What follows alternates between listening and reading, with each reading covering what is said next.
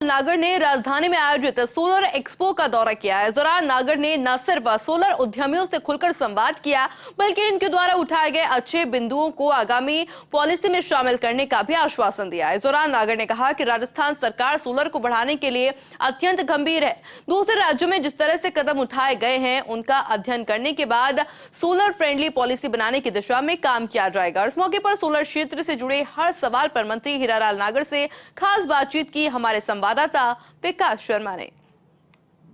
राजस्थान में सूर्योदय योजना जो है उसको पंख दिलाने के लिए, क्योंकि पीएम की सोच है कि सूर्योदय योजना एक बहुत महत्वाकांक्षी योजना है, उसको पंख लगाने के लिए एक बड़ा आयोजन सोलर हब के रूप में डेवलप हो राजस्थान उसके लिए किया जा रहा है।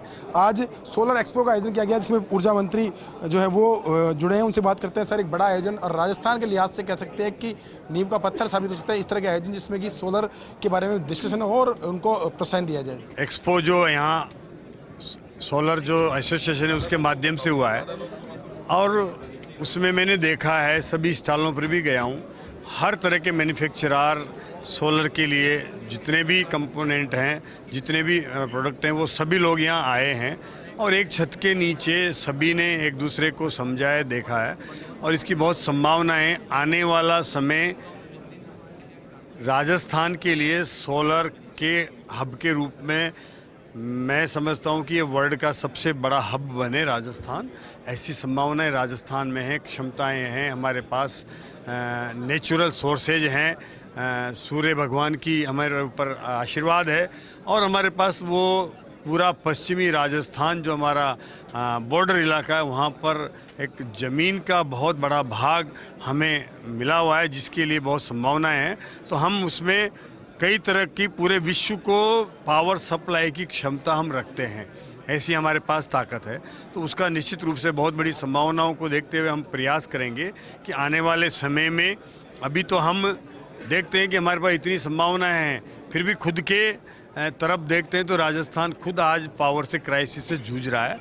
हम इससे भी निकलेंगे और आने वाले समय में हम पावर को दूसरे स्टेटों में भेजने वाला प्रदेश बनेंगे। राजस्थान के लिहाज से एक बड़ी घोषणा करी है अभी हाल ही में डिस्कॉम्स ने, और उसमें जो सरप्लस बिजली, रूफटॉप सोलर की जो सरप्लस बिजली है उसकी टैरिफ बढ़ाई गई है, यानी कि डिस्कॉम्स को जो बिजली लेंगे वो उसकी रेट जो है वो ₹2.71 की गई है। क्या मानते हैं कि कितना उपभोक्ता जो कि सोलर पे जा रहे हैं या आगे जाएंगे, पहले जा चुके, उनके लिए कितना राहत भरा और साथ में जो सूर्योदय योजना है उसको कितना बढ़ावा मिलेगा इस 54 पैसे की बढ़ोतरी से?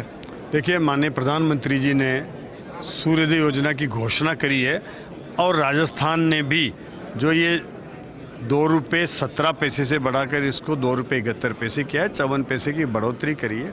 निश्चित रूप से इस ओर उपभोक्ता आकर्षित होंगे। सोलर के जितने भी रूफटॉप सोलर लगेंगे उनमें 50 पैसे के 54 पैसे की जो बढ़ोतरी हुई है, बहुत बड़ी बढ़ोतरी है और उससे कई लोग इसमें ज़्यादा आएंगे, पहले से भी ज़्यादा, और भी चीज़ें हम नई नई करने जा रहे हैं जो अभी आपको आगे देखने को मिले। कई सुझाव मिले हैं आपको, आज कितना इनको इंकॉर्पोरेट कर पाएंगे जब आप पॉलिसी बनाएंगे? हम जितने भी अच्छे सुझाव हैं उन सबको इंकॉर्पोरेट करेंगे और सोलर को बढ़ावा देने में राजस्थान कहीं भी पीछे नहीं रहेगा, इसका मैं विश्वास दिलाता हूं। सर, एक अंतिम सवाल मेरा ये है, सोलर की बात से इतर बिजली कंपनियों ने एक बार फिर से विनियामक आयोग में टैरिफ याचिका दायर की है।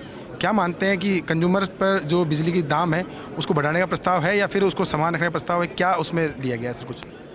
देखिए, अभी ये जो समय है, आपने देखा पेट्रोल के दाम हैं वो कोई सरकार के कंट्रोल में नहीं है। जब भी कोई लागत बढ़ती है, पेट्रोल डीजल के दाम अपने आप बढ़ते हैं। आज कोई, अब ये मीडिया का या अखबार के कोई सुर्खियों में नहीं रहता कि दाम कब बढ़ रहे हैं, कब घट रहे हैं। उसी तरह से केंद्र सरकार भी चाहती है कि जो टैरिफ का लोड आए, वो डिस्कॉम हमारे इतने ज़्यादा बीमारू हो गए, उनके पास आगे काम करने के लिए क्षमता नहीं है, उसको इम्प्रूवमेंट करने के लिए उनके पास सरप्लस पैसा भी नहीं है।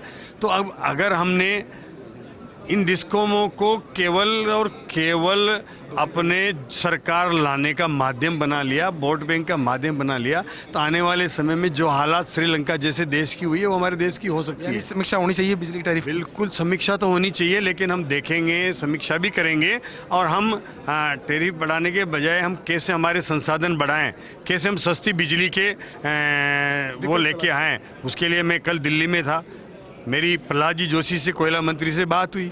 मैंने कहा हम राजस्थान में हमें इतनी डिमांड है, हम आज 8 और 9 रुपये में पावर परचेज कर रहे हैं और दे रहे हैं 2000 यूनिट फ्री एग्रीकल्चर को, 200 यूनिट फ्री उपभोक्ता को, कहीं हम सब्सिडी दे रहे हैं।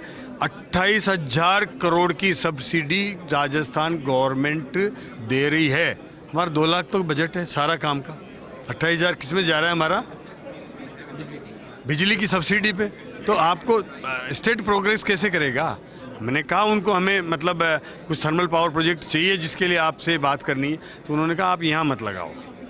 अब वो टाइम गया, हम आपको जेबी में आप और प्रोजेक्ट लगाओ जहाँ पर कोयला माइंस, और वहाँ से आप लाइट को लेकर के आओ, ट्रांसमिशन पे जाओ, ताकि आपको सस्ती लाइट यहाँ मिलेगी।